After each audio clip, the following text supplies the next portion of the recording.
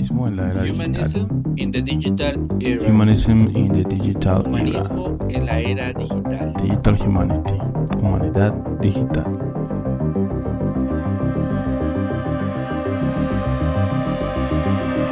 Digital Humanity, Humanidad Digital.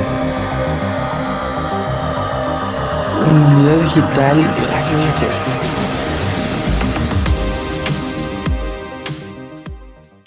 Bienvenidos a Humanidad Digital, mi nombre es Balán Mendoza. Hola, mi nombre es Rodrigo Bernardino, bienvenidos. Y bueno, vamos a estar hablando de Machine Learning, algoritmos, Big Data, como se le dice de repente, inteligencias artificiales, privacidad, seguridad, un montonal de cosas y cómo tiene que ver con la parte humana.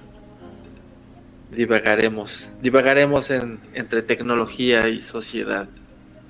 Así es, entonces estén atentos y gracias. Sí, fíjate que ahorita traigo en mente, por el estreno de ayer de Fundación, cómo la psicohistoria, cómo podía predecir comportamientos sociales en masa. Y luego ves el Machine Learning y todo lo que es Data Science y dices, no manches, o sea, eso es lo que estamos haciendo, nada más que tal vez no como lo imaginaba Isaac Asimov.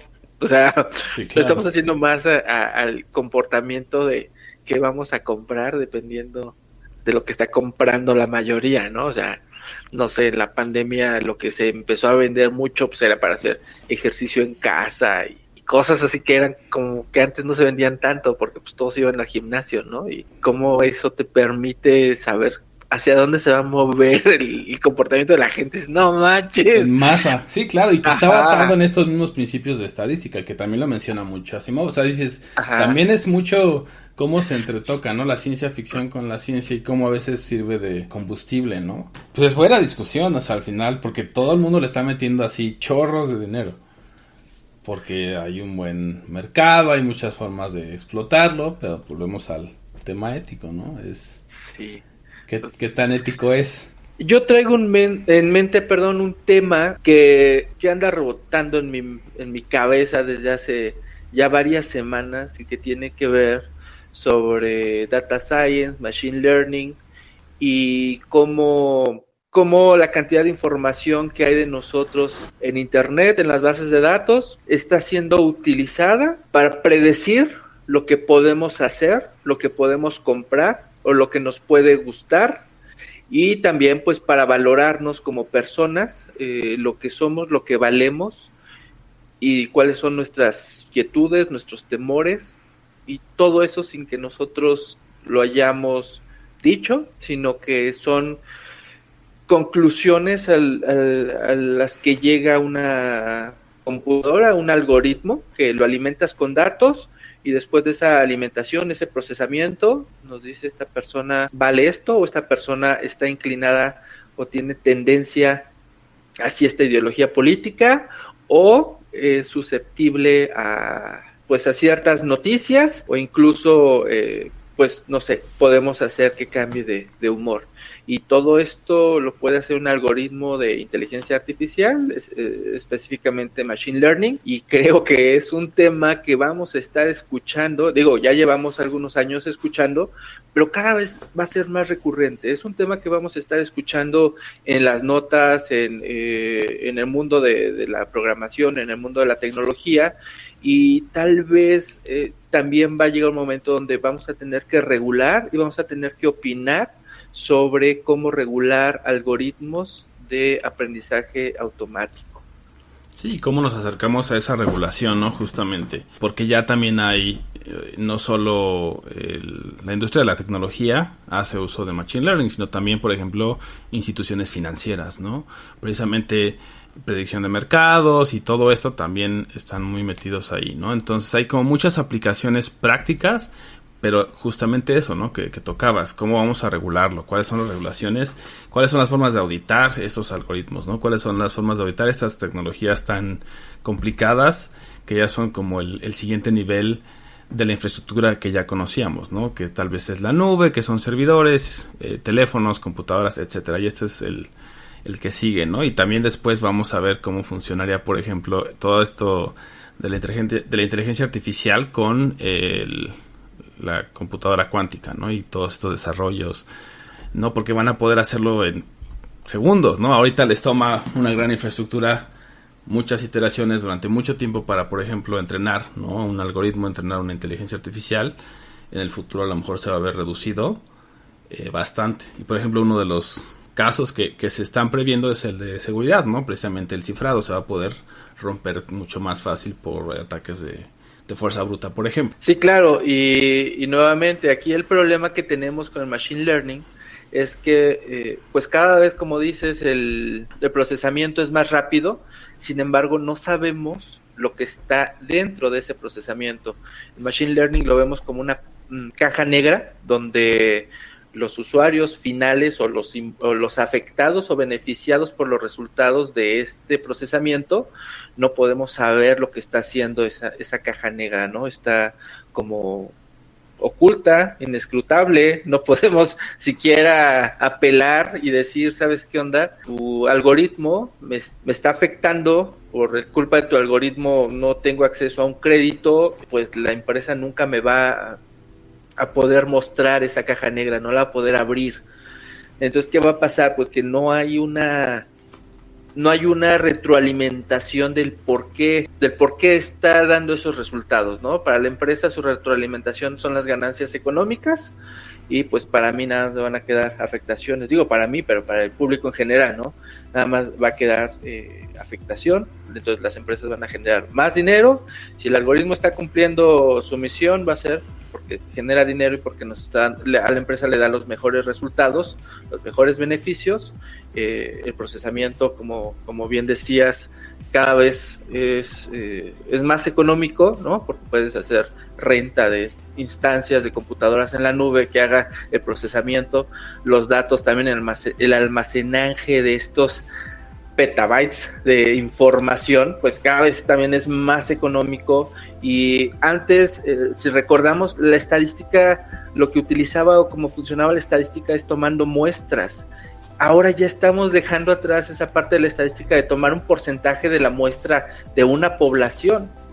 Ya actualmente el procesamiento de información es tal que pueden tomar a la población completa, o sea, le pasas la base de datos del INE y te lo procesa y ya no dice voy a tomar una muestra de una zona, no, te puede hacer procesamiento de la población completa. Sí, de un país, del mundo, ¿no? Y justamente esta parte interesante que tocabas de los algoritmos, ¿no? Son propiedad intelectual, entonces de repente es como así las defienden para que no sean auditables, pero puede tener sesgos en su construcción, sesgos que pueden discriminar a ciertos sectores y justamente salir hasta cierto punto, por ejemplo, de cualquier ley que tengas en cualquier nación en contra de, ¿no? Por ejemplo, discriminar por raza, religión o lo que sea, cualquier tipo de discriminación, ¿no? Entonces, ¿cómo combates también esa discriminación que existe, que sabemos que existe, que también de repente es sistemática y estructural, o sea, en los gobiernos existe de repente y que incluso en nuestras mentes, ¿no? La parte de la psicología nos dice mucho. Tenemos sesgos que pueden ser, ¿no? Discriminar a las personas, y si esos sesgos los metemos en tecnología, pues solo lo hacemos a escala, ¿no? Discriminación a escala, por así decirlo, y mayor segmentación, lo cual es preocupante porque deberíamos buscar justamente la unidad y la colaboración, yo creo, como humanidad para el mejoramiento de la misma, ¿no?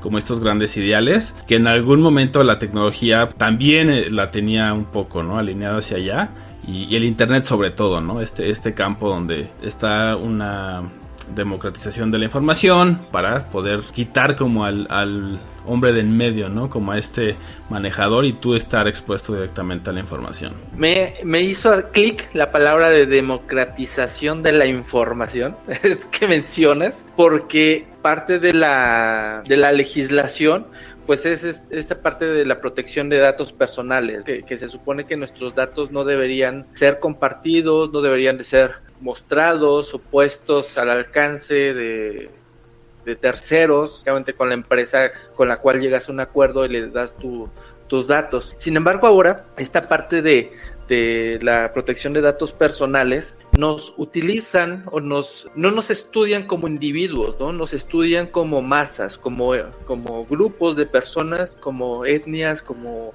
comunidades, y esa parte no está protegida. Entonces esta parte de ver cuál es nuestro comportamiento en masa, ¿no? En lugar de ser cuál es el comportamiento de Balaam, de Rodrigo, queda totalmente fuera de lo que teníamos protegido, de lo que habíamos legislado.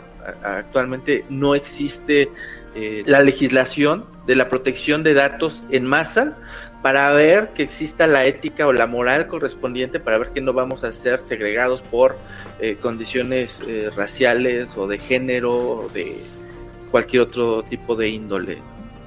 Sí, culturalmente incluso, ¿no? Es como el estudio de las agrupaciones, ¿no? Comunidades, pueden ser regiones, ¿no? Pueden, o sea, por ejemplo, simplemente toda la región de Medio Oriente, ¿no? Que siempre ha estado como en la lista de alerta de Estados Unidos, ¿no? Para, por ejemplo, no viajar o no hacer cierto tipo de negocios, ¿no? Ahí simplemente no puedes hacer negocio como empresa, por ejemplo, norteamericana en muchos países de Medio Oriente. Si eso lo ponemos en tecnología y entonces dices, ellos ya están inmediatamente segregados, ¿no? Entonces, pensando a lo mejor ya también muy a futuro en un gobierno global o en entidades a lo mejor globales que ya sean operativas, pues también puedes afectar, ¿no? Que a lo mejor hay un banco central global o algo así, que a lo mejor dices, bueno, todavía falta muchos años, ¿no? 30, 50, no lo sabemos. Pero a lo mejor no estamos tan lejos de ello.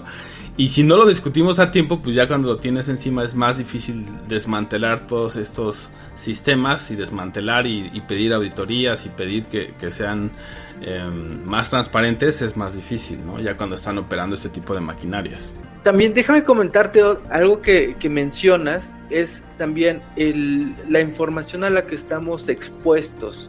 Es decir, antes nosotros veíamos las noticias de algún periódico, de algún medio, y tú decías, bueno, sabíamos cuál era la línea editorial, ¿no? Es decir, si este medio es estadounidense, pues seguramente va a hablar bien sobre el ejército estadounidense y va a hablar mal de Afganistán y de su cultura o de su forma de vida. Sin embargo, actualmente el Machine Learning lo que hace es mostrarnos información en la cual nosotros ya no podemos saber cuál es esa línea editorial. Si alguno de mis amigos defiende Estados Unidos y otro amigo defiende la postura de Afganistán y yo en una red social tengo a ambos, yo no sé cómo va a funcionar ese Machine Learning para ver cuál es la nota que me va a poner a mí. ¿Cuál es la nota? Tal vez me va a ocultar la de mi amigo que apoya el gobierno de Estados Unidos y me va a mostrar la de mi amigo que apoya la postura de Afganistán. Y yo me voy a ver bombardeado por ese tipo de notas y ahora ya no sé cuál es la línea editorial. Y lo que es peor, yo no puedo saber cómo funcionó este algoritmo de Facebook para ver cómo me está mostrando estas notas, estos anuncios, estos posts, que a final de cuentas, me puede modificar mi criterio, la información que yo tenga sobre alguna circunstancia en especial, queda totalmente del lado de Facebook, quien decide qué es lo que muestra, ¿no? Facebook por decir una red social, pero en realidad pues puede ser cualquier otra red social, ¿no? Esa importancia. Sí, o incluso buscadores y todo esto, ¿no? Y cómo se modifican. Y también esta parte de los silos de información, ¿no? O las famosas echo chambers, ¿no? Estas cámaras de, pues solo escucho eso que ya saben que necesito, ¿no? Como ya no lo vemos, por ejemplo, para construir un pensamiento crítico, ¿no? Que cada uno de nosotros seamos críticos. Tendríamos que estar expuestos a lo que está en contra o opuesto a nuestras propias creencias, ¿no? Para tener un pensamiento más crítico, mucho mejor fundamentado. Pero como ahora ya no, porque si le muestras algo que no le gusta, o va a tener una reacción negativa y a lo mejor se va a salir de la red, o pueden pasar un montón de cosas, ¿no? Entonces lo que hacen es, síguele mandando más de lo mismo y no lo saques de ahí. Entonces te creas en esta recámara de resonancia y ya no estás expuesto a nada que no te vaya a molestar, ¿no? Entonces también cómo nos afecta nuestro comportamiento, cómo afecta nuestra resiliencia, todos estos datos, ¿no? Y cómo lo manejan. Tenemos información sesgada, no tenemos la información completa, no podemos ver el mundo más allá de la primera página de resultados de Google, ¿no? O no podemos encontrar algún otro contenido más allá del que nos recomienda las diferentes empresas o redes sociales y sus recomendaciones pareciera que es todo lo que existe. Claro, son recomendaciones basadas en nuestros gustos y nuestras preferencias, pero como dices, te encierras en una burbuja en la que no puedes tener una visión completa de lo que hay, de lo que existe. No puedes ver los dos lados de la moneda. Nada más estás viendo el lado que a ti te gusta, te favorece, o el lado que te quieren mostrar, que es incluso peor. Sí, claro, porque es más fácil de adoctrinar a las personas y ya no tienen ni siquiera que cuestionar, se lo muestras por repetición, dicen ok, eso es lo que está en las noticias y las noticias son lo máximo, por decirlo así, entonces ya no tengo que buscar, ¿no? Ya no tengo que buscar ninguna otra fuente, ya no tengo que confrontar mis ideas, ¿no? Con mayor rigurosidad, ya es lo que hay y por eso me llegó, porque así es, ya ni siquiera tienes que como interactuar con ello, ¿no? También estaba pensando que hay un artículo que ya no he encontrado, lo voy a tratar de buscar para poderlo compartir, que hablaba justamente de los primeros días del internet, cómo podías explorar, ¿no? O sea, justamente con los buscadores, o sea, llegabas de repente a sitios pues muy experimentales, ¿no? De personas que decían, pues esta es mi parte del mundo, ¿no? Aquí está mi parte del mundo, o esto es lo que yo hago. Que si bien ahora lo podemos hacer, volvemos a lo mismo, ¿no? Todas las búsquedas ya van muy enfocadas a generar ese ingreso, ¿no? Esa venta. De eso habla ese artículo y por eso lo voy a buscar, lo prometo. Porque habla de eso, o sea que ahora ya, aunque lo intentes salirte como de la norma o hacer búsquedas medio extrañas, te remiten mucho a lo mismo. Y ya aunque te vayas a las 30 páginas o las que sean, sigue siendo mucho de lo mismo. Ya es difícil encontrar estas como, pues no singularidades, pero como, y ni anomalías, pero como estas cosas que estaban fuera de la norma completamente. Claro, lo que por eso es que también ganó tanta popularidad la Deep Web, ¿no? Sí. Precisamente porque era ver algo a lo que Google no te muestra o no puedes tener acceso. Nuevamente las recomendaciones son cíclicas y lo que están haciendo las grandes empresas es tratar de venderte algo. Las páginas que no generan ingresos no son relevantes, ¿no? Entonces hay que identificar a las personas que tienen cierta vulnerabilidad para ver qué le vendemos, no qué le mostramos. No es vamos a resolver la necesidad del usuario, sino vamos a resolver la necesidad del que nos está pagando, del que está aportando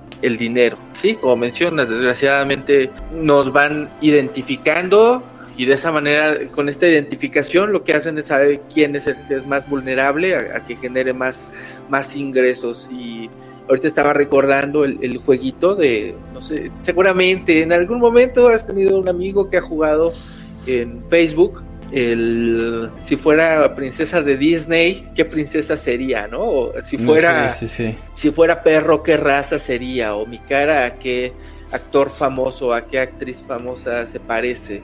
Y no sé si sabías, pero estos jueguitos que son atractivos, no sé para quién, a mí en lo personal no me llamaron la atención y nunca lo jugué sin saber qué había detrás, pero estos jueguitos lo que hacen es identificar perfiles para ver cuáles son los más vulnerables, o puede ser más manipulables, es la palabra. Cuáles son los más manipulables y vas a alimentar una base de datos de perfiles que dices, estas personas creo que podemos hacer o podemos inclinar sus gustos, sus preferencias y sus opiniones sobre diferentes temas. Son personas que fácilmente caen, ¿no? Entonces estos jueguitos son como un anzuelo en el cual dicen, un jueguito tonto, ¿no? Un jueguito básico, un jueguito pues bastante banal y sencillo, donde nada más le das un clic, toman tu cara y dicen, mira, se parece a Tom Cruise, ¿no? Y tú ya lo presumes en todo Facebook cuando no sabes lo que hay detrás, lo que estás alimentando y para lo que está sirviendo. Para lo que va a servir. Sí, no, y luego les ponen ahí también algunas preguntas, ¿no? O sea, también hacen este perfilamiento y te dicen, de tales cosas que te gustan, ¿no? Y tú dices, pues es muy inocente. Pero no, porque ya con esos 3 datos, ¿no? O sea, decir 3 preguntas muy abiertas a lo mejor que tienen un perfil y tu foto y cómo te sientes y si lo compartiste o no lo compartiste, si comentaste o no comentaste y qué interacción tienes, todo eso lo recopilan y entonces ya dicen, ok, lo puedo poner en tal nicho, por así decirlo, le puedo mandar estos anuncios, primero los anuncios de prueba, ¿no? Que son para ver cuáles funcionan mejor, es más visual o le gusta más escuchar a las personas o le gusta más leer, ¿no? Desde ahí, entonces le voy a mandar un poco de cada uno y de qué cosas. He visto que tu comportamiento es esto buscaste en YouTube recientemente, esto buscaste aquí, esto buscaste allá, y entonces te mandan esos datos, ¿no?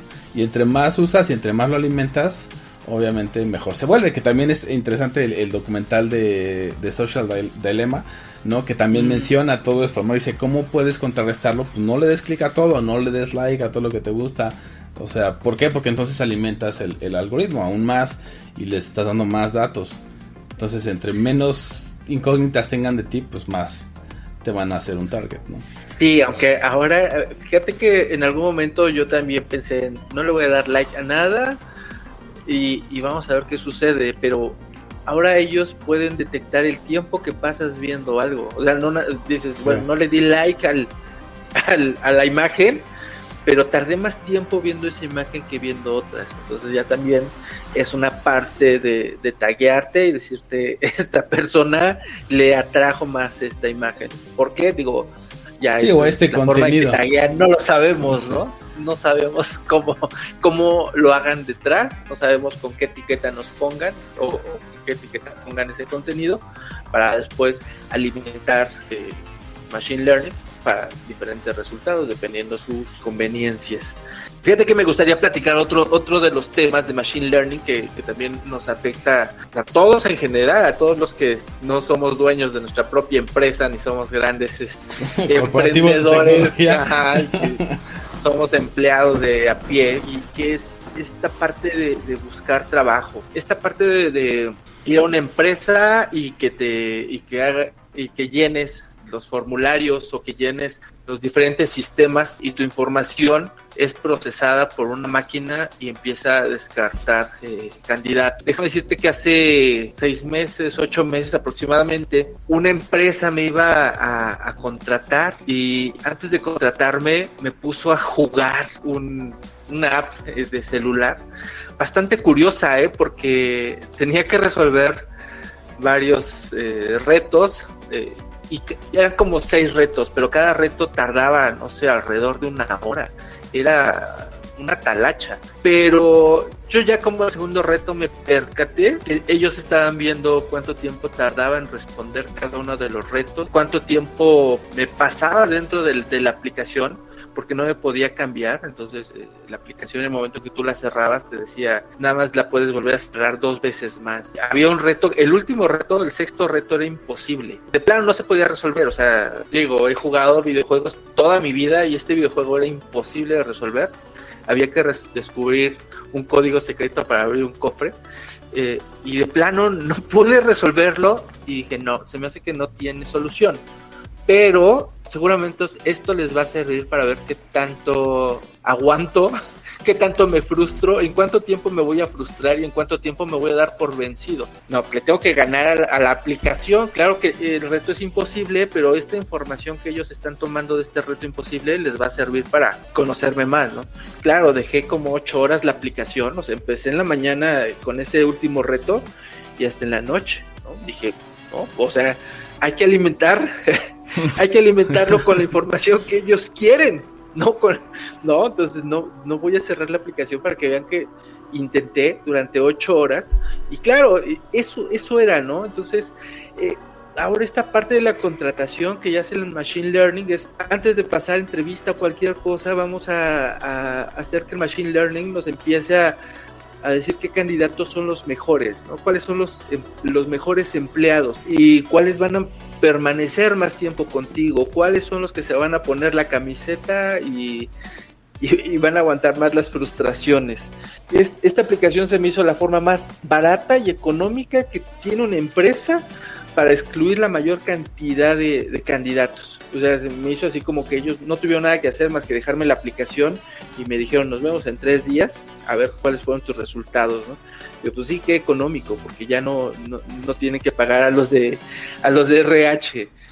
Que también es interesante, ¿no? Porque, o sea, sí debe tener atrás toda esta investigación, porque al final también existen las entrevistas, por ejemplo, tradicionales, que son de comportamiento, ¿no? Donde te preguntan en una situación X cómo te comportaste, que es lo mismo si lo haces en un videojuego, solo que ya mucho más atractivo, mucho más dinámico, y ya tienes todas las métricas que necesitas, ¿no? Como dices, ese último sí seguramente es cuál es tu tolerancia a la frustración, ¿no? Cuáles son las diferentes formas que puedes llegar a la solución en lugar de seguir con el mismo acercamiento. O sea, sí hay como muchas cosas que puedes rescatar desde una perspectiva psicológica de esa prueba. Ahora habría que ver si se podría auditar o ver cómo está realmente colectando estos datos, ¿no? Y cómo los está correlacionando. Sí, claro, porque yo lo que hice fue, voy a descubrir qué es lo que está buscando esta máquina para entregárselos, ¿no? Claro. O sea, no era voy a hacer el mejor desempeño, sino es ahora cómo engaño a una inteligencia, ¿no? Porque ahora, se dice que pues, alrededor del 72% de la currícula o del currículum vitae ya no lo ven las personas o ya no lo ve un ojo humano. ¿Por qué? Porque ya estos sistemas inteligentes lo que hacen es descartar precisamente todos los perfiles que no se adecúan a las necesidades de la empresa, ¿no? Pero nuevamente aquí otra de las consecuencias negativas, pues es que no sabemos por qué somos rechazados, porque pues no podemos saber qué está haciendo este sistema por detrás. Los sistemas excluyen a las personas que tienen algún problema de salud mental y esto lo que genera pues es mayor exclusión a esas personas y de por sí ya la sociedad los excluye, ahora las excluye un software y esto lo que genera es que una persona con problemas mentales no pueda obtener un empleo normal, no pueda llevar una vida normal y pues eso es una bolita de nieve en donde cada vez es peor. Si ya de por sí tenía problemas, ahora van a ser más, ¿no? Entonces creo que es una de las consecuencias negativas que yo le veo. Tal vez a la empresa les ayuda mucho porque pues se ahorran el tener que entrevistar a una gran cantidad de candidatos. Ahora tanta gente desempleada, pues esto les facilita. Pero ¿qué implicaciones negativas tiene el negar el empleo a las personas sin tener una razón, ¿no? Nada más te dicen, luego te llamamos. Sí, y después obviamente, no, incluso yo también que he estado como en esta búsqueda recientemente, también lo he visto, ¿no? Y de los consejos que vi que mucho sentido me hicieron fue de poner las palabras claves, ¿no? Si en tu currículum no están las palabras claves, de ahí al menos un par de los requisitos, ¿no? Para ese rol. Si no están explícitamente, seguramente justamente estas máquinas que lo están haciendo automático dicen, no, ni siquiera tiene este currículum, no tiene nada que ver, ¿no? ¿Por qué? Porque ni siquiera tiene estos datos. Entonces automáticamente se elimina. Ya no pasa a segunda ronda. Cuando pasa es porque pusiste algunos de los datos, a veces verbatim, ¿no? Del requisito. Y pues son estas formas, como dices, ¿no? De romper, porque al final no sabemos cómo lo están haciendo, ¿no? Y volvemos al tema de la ética. ¿Qué tan ético es, ¿no? ¿Qué tan alineado está pues con los valores que decimos que estamos reforzando, ¿no? De la equidad, de igualdad, etcétera. Sí, y además, imagínate estos sistemas a dónde vamos a llegar, en el cual para conseguir un empleo pueden revisar la información crediticia, ¿no? Por decir algo, qué tanto debes de tu tarjeta, qué tanto debes de hipoteca, qué tanto debes de tu auto o de tu línea telefónica, y otra vez te vuelve a complicar la vida de que no puedes generar un empleo porque estás endeudado y estás endeudado porque no tienes un empleo. Y si a esas nos vamos, lo mismo sucede con el seguro. Si tú quieres contratar un seguro, bueno, pues vamos a ver qué riesgo hay, es decir, en qué zona vives, qué tipo de población eres, y dependiendo de eso es lo que te voy a cobrar. Si tú vives en una zona peligrosa, pues sí me puede salir bastante caro asegurarte porque ahí hay robo con todos los posibles riesgos, no hay demasiados riesgos, está el riesgo del temblor, de asesinato, de robo, de todo, ¿no? Entonces es muy riesgoso. De derrumbe, te sale muy costoso contratar un seguro si eres una persona con esa etiqueta, ¿cómo llamarlo? Pues sí, que no es redituable, ¿no? Para la aseguradora. Y luego si nos vamos a que actualmente estamos todavía más monitoreados con estos smartwatch o el teléfono de Apple, donde además te están midiendo todo el tiempo tu presión arterial o tu frecuencia cardíaca, bueno, incluso pueden saber pues cómo anda la gente de esa zona, cómo andas tú en cuanto a salud física, y bueno, ahora nos tienen vigilados hasta para todo. Para todo, ¿no? Bueno, ¿y qué es esto del Machine Learning? Pues es básicamente una rama de la inteligencia artificial que permite que las máquinas aprendan sin estar programadas para un propósito específico. No solo que sean inteligentes, sino que sean autónomas y capaces de identificar patrones para convertirlos en predicciones. Por lo tanto, el Machine Learning pues no es otra cosa más que un maestro en el reconocimiento de patrones y con esto pues hacer inferencias de datos para los cuales pues no se les había entrenado previamente. Las máquinas pueden procesar nuestros datos buscando, no sé, hábitos, esperanzas, temores, deseos, encuentran patrones y realizan una tarea si nuestro comportamiento es igual al de otros individuos. Puede decirse que aprendió de otros para saber cómo tratarnos. Claro, para esto necesita millones de datos para crear modelos estadísticos de causa a efecto. Sin duda, la estadística es la base fundamental del aprendizaje automático que que consiste en una serie de algoritmos capaces de analizar todos estos datos y deducir cuál es el mejor resultado para un problema determinado. Ahora sí, ¿en qué nos quedamos? ¿Qué nos quedamos? Antes del Estamos corte. viendo Tema de los trabajos, de los algoritmos. salud, la aseguradora.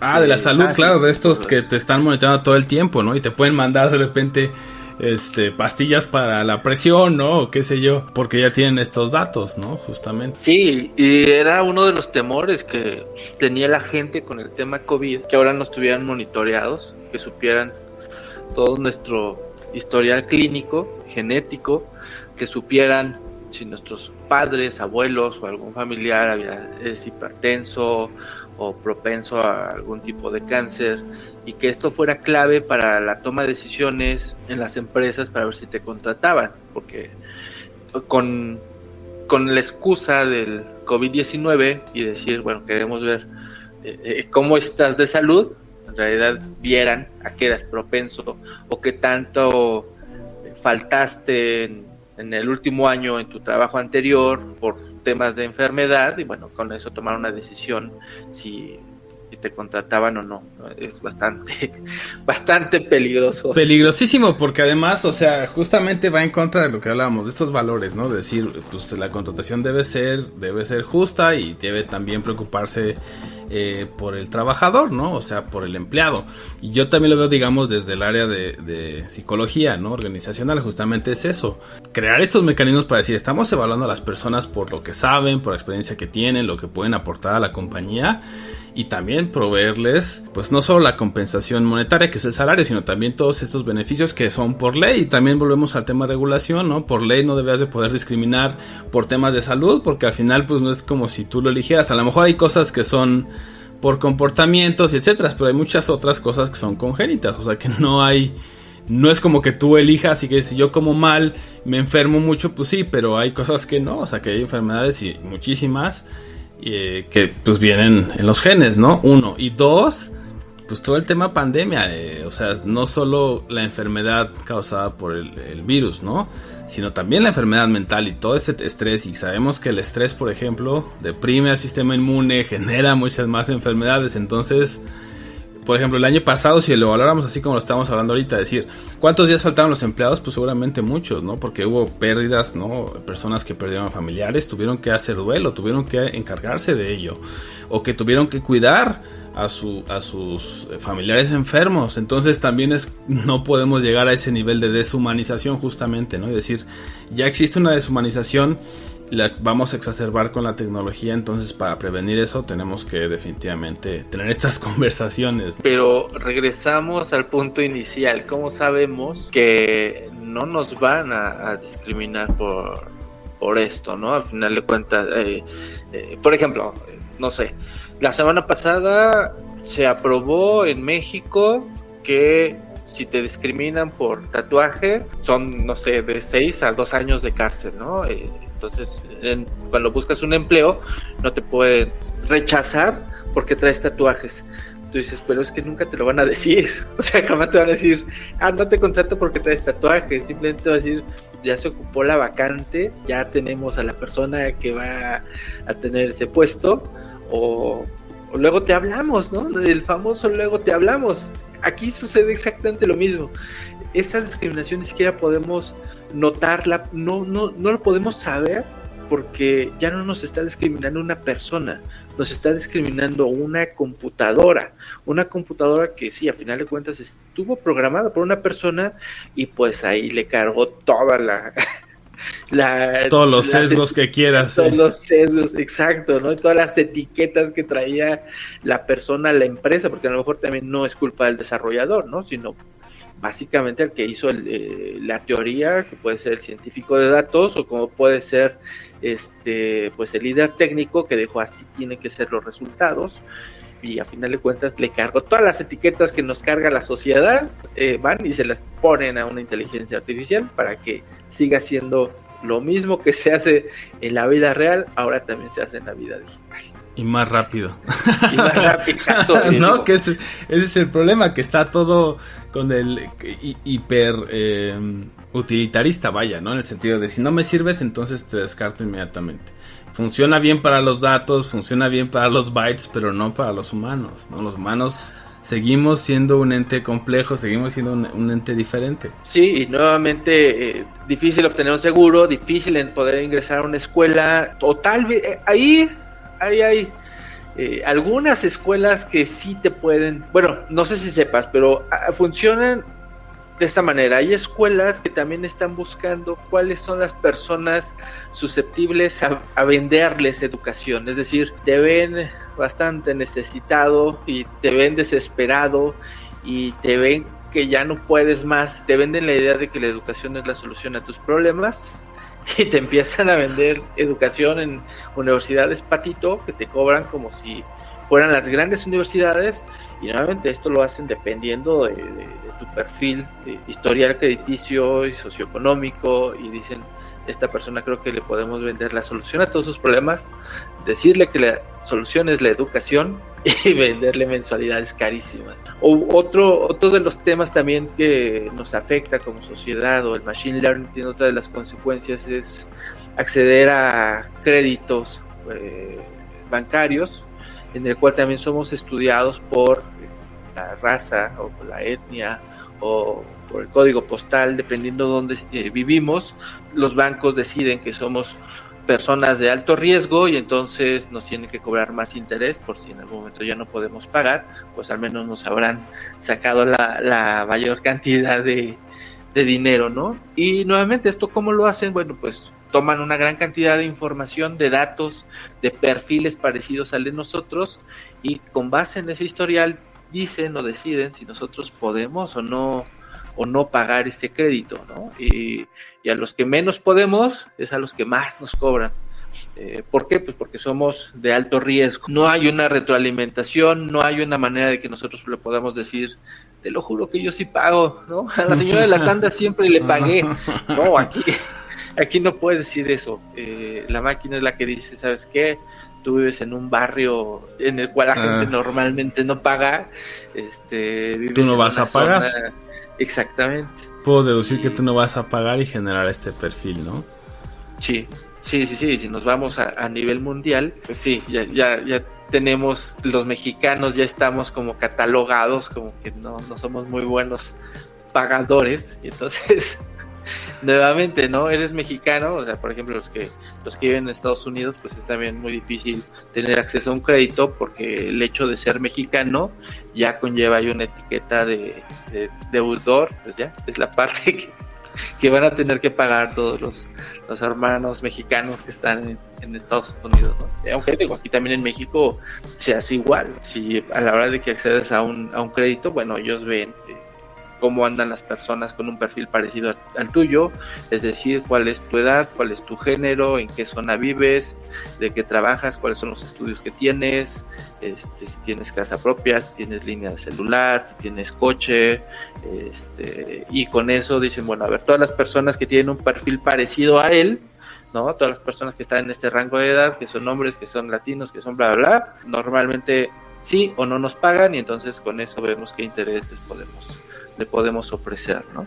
Es definitivamente muy, muy interesante, ¿no? Yo creo que tenemos todavía bastante más. Yo creo que hay que ver cuáles son las conclusiones, ¿no? Por ejemplo, hablábamos del tema del trabajo. De repente, pues, las cosas que se pueden hacer es poner, ¿no? Estas requisitos, estas palabras clave que están en los anuncios de trabajo para que al menos pasemos el filtro, ¿no? Pero ¿qué otras cosas podemos hacer como para contrarrestar esto, ¿no? Yo creo que también la otra es, obviamente, como decimos o dijimos al inicio, generar esta conversación. ¿Por qué? Porque entonces decimos, también tendríamos que analizar no solamente estos perfiles y estos datos de los individuos y de las locaciones, y etcétera, sino también cuáles son las condiciones, por ejemplo, que generaron por ejemplo, esta desigualdad, ¿no? Que vivas en un pues un barrio que es peligroso o que tiene, ¿no?, cierto sector de la población. ¿Cómo llegamos a ello, no? Pero eso ya sería más del lado de la sociología, por ejemplo, de la psicología social y todo esto, ¿no? De por qué llegamos a esas condiciones tan drásticas, tan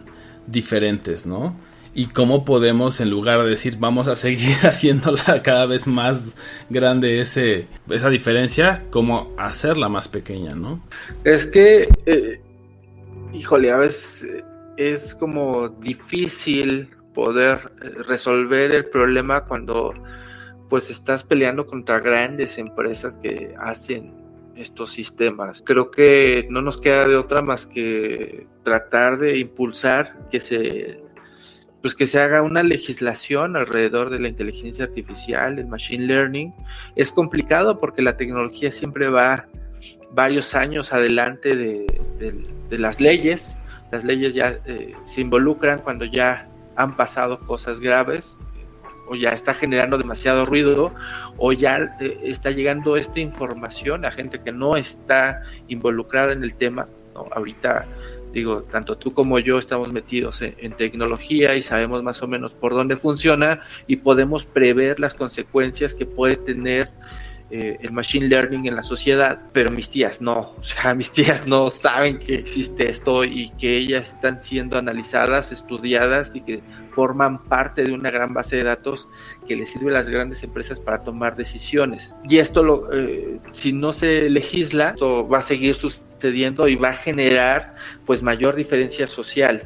Creo que en algún momento leí, ¿no?, que un desarrollador tiene que hacer también un juramento hipocrático, y por ahí había, así como los médicos, así también los programadores. No recuerdo todas las cláusulas, pero nada más uno decía que reconozco que mi trabajo puede tener enormes consecuencias o efectos en la sociedad, o en la economía, y muchos de ellos van más allá de mi comprensión. Lo cual, lo recuerdo porque me llama la atención. En Machine Learning dices, bueno, Machine Learning es aprendizaje automático y lo que va haciendo es que va aprendiendo conforme le vamos dando resultados, pero no vamos a saber cuáles son esos resultados. No vamos a saber hasta dónde pueden llegar estos resultados, cómo nos puede afectar. Entonces uno como desarrollador de buena fe agarra y desarrolla un algoritmo, pero no sabes qué consecuencias negativas o positivas. Bueno, las positivas sí las sabemos, las negativas son las que estamos tratando aquí, ¿no? De dilucidar, porque de repente o no están integradas en el sistema y son invisibilizadas, o sí se detectan y son ofuscadas para que, o opacadas para que no las sepamos y no haya problema, porque entonces generamos justamente estas discusiones de, oye, esto que estás haciendo no es ético, o tiene sesgos graves, ¿no? Están haciendo que la brecha entre las diferentes clases, entre las diferentes ideologías, creencias, etcétera, se hagan todavía más grandes, ¿no? Estás polarizando incluso. Creo que ahí lo que mencionas, eso es lo que tenemos que hacer. Debemos agregar tanto la moral y la ética a los algoritmos, y eso pues nos va a dar mayor justicia en lugar de beneficios económicos, pero al menos va a ser un mundo más justo. Lo difícil es llevar la moral y la ética, porque pues normalmente lo que para ti es bueno, para mí quién sabe, ¿no? Y eso llevarlo a una computadora, a un algoritmo, aterrizarlo a código, no es tan sencillo. Seguiremos descubriendo este hilo en los siguientes episodios. Lo que me llevo de todo lo que platicamos, pues es que sí, es bastante caro para los pobres. Para nosotros los pobres es bastante caro el machine learning, porque nos cuesta más acceder a créditos, tener una aseguradora, conseguir un empleo, en fin, ¿no? Como que esa es como mi conclusión. Pagamos más por servicios médicos, todo lo que mencioné. Por todos los servicios, sí. Y que pues hace que la brecha sea mayor. Entonces vamos a tratar de generar esta conversación, esa concientización, y discutirlo más aquí en Humanidad Digital. Mi nombre es Balán Mendoza. Muchas gracias, mi nombre es Rodrigo Bernardino y los esperamos la siguiente semana. Hasta luego. Nos vemos.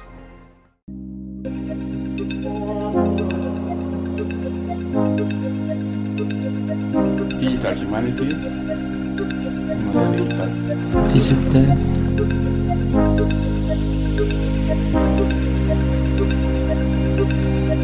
Humanidad digital. Humanidad digital. Digital Humanity. Humanidad digital. Humanidad digital.